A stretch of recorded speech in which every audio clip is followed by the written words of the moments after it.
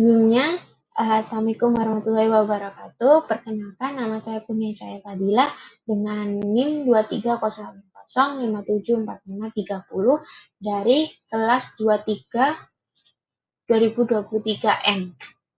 Di sini saya akan mempresentasikan hasil analisis teknikal pada saham kode saham beli atau PT Global Digital Niaga Terbuka atau BLIBLI. Nah, sebelumnya di sini kita atur dulu tentang khususnya.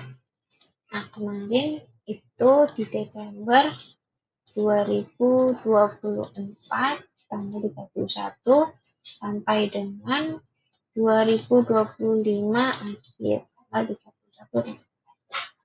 Setelah kita mengatur tentang khususnya, saya akan menjelaskan di layar ini menampilkan yang namanya grafik candle atau candle grafik. Untuk tujuannya ini untuk melihat tren. Lalu kalau kita menambahkan indikator namanya volume. Nah, pada grafik batang di bawah ini tuh menunjukkan banyaknya beli atau jualnya saham. Nah, oke, di sini saya akan menambahkan yang namanya itu MA.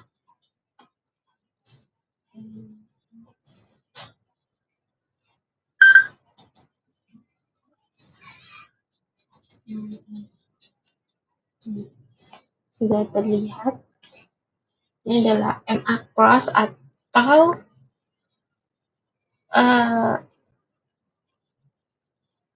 moving average.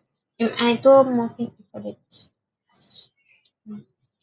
Kita lihat dari 2024 yang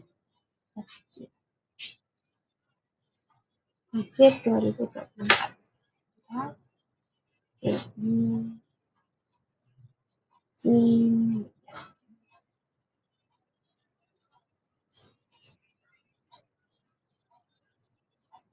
Nah, tanggal 30 Desember 2024 kita langsung masuk ke yang pertama, yaitu membaca tren utama atau tren tracking. Nah, pertama kita lihat pada 2024 tanggal 30 Desember 2024 kita lihat bahwa saham beli ini, kode beli itu sempat berada di level 450 pada awal 2025 pada awal 2025.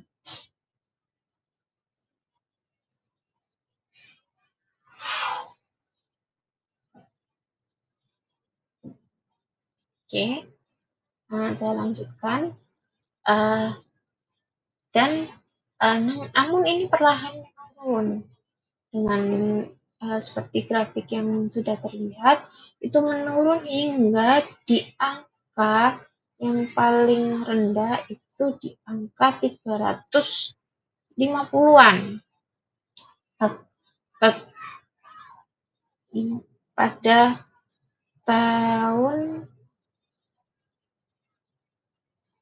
ini, pada tanggal 346 malah di sini. Ini turun. Nah, ini tuh menandakan secara teknikal saham beli saat ini sedang berada dalam fase downtrend atau bearish atau tren melemah. Ini kita lihat bisa sampai 300, kurang lebih 350-an. Nah, yang kedua itu kita menentukan batas atap dan lantai atau support atau resistance. Jadi, nah kita tambahkan indikatornya untuk melihat batas atap atau batas lantai. Nah, batas atap atau batas lantai itu maksudnya batas rugi atau batas untung dari saham PT Global Digital Niaga.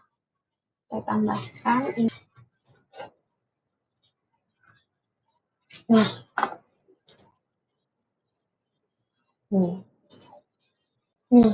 ini terlihat ada garis lurus biru dan garis atas merah. Nah, garis lurus merah ini itu menandakan resistance atau atap. Batas atap yaitu batas rugi dari PT Global Digital Niaga. Lalu pada garis lurus ini adalah batas untung dari PT Global Niaga. Nah, kita lihat dari pergerakannya di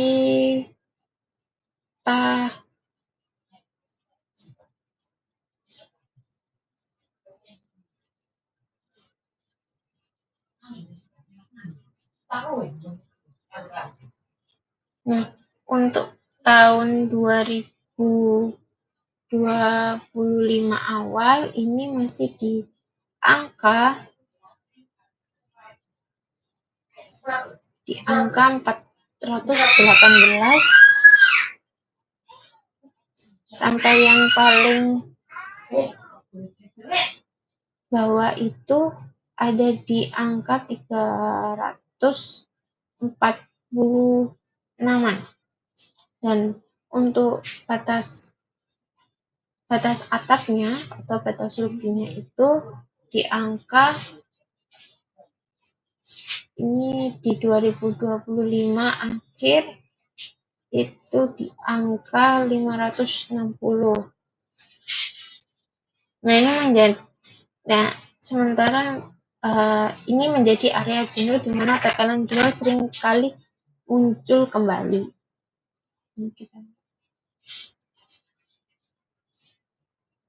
Lalu kita masuk ke indikator RSI-nya.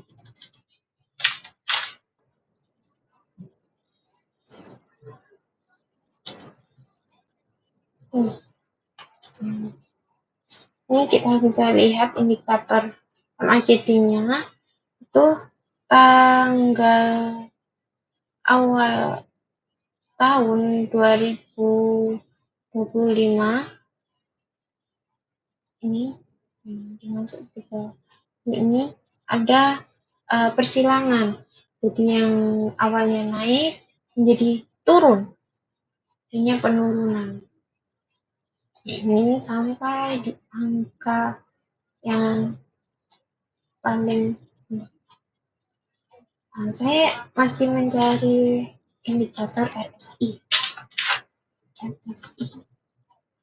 Misalkan kalau ketika udah turun itu biasanya akan ada titik temunya yang akan adanya lonjakan kenaikan seperti pada grafik yang terlihat pada layar.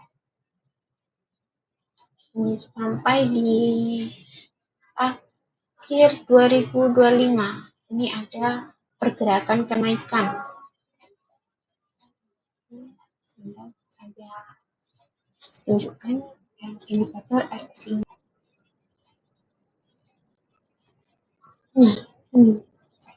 Nah, kalau dilihat di tahun 2025 itu ada saham yang tertekan. Nah, hingga mendekati level yang paling rendah. Ini bisa terlihat ini di bawah angka 20. Nah, indikator RSI saat ini itu kan yang kita lihat di layar itu pada tanggal 3 Maret 2025 ini adanya penurunan yang sangat turun sekali gitu ya, level terendahnya. Nah, RSI itu kan Relative Strength Index. Nah, ini gunanya untuk mengetahui bahwa akan adanya pemicu kenaikan atau penurunan dari saham.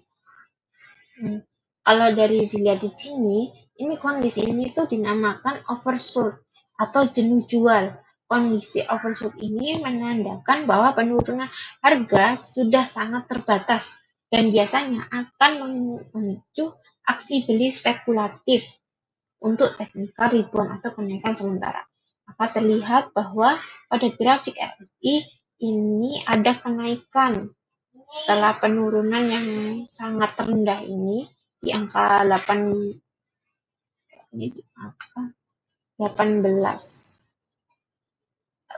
ya 18 sekian. Nah, ini ada kenaikan sampai dengan titik 36. Jadi di candle pun adanya kenaikan. Ini merah awalnya, lalu ada hijau.